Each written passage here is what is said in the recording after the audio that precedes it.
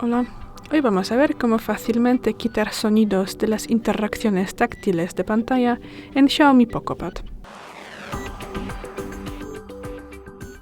Abrimos los ajustes, luego bajamos y buscamos la pestaña Sonido. Bajamos, abrimos la última Ajustes adicionales y de esta lista desactivamos casi cada posición.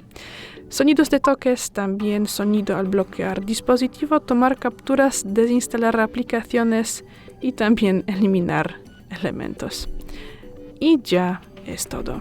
Gracias por ver el vídeo, déjanos un like y suscríbanos. Hasta luego.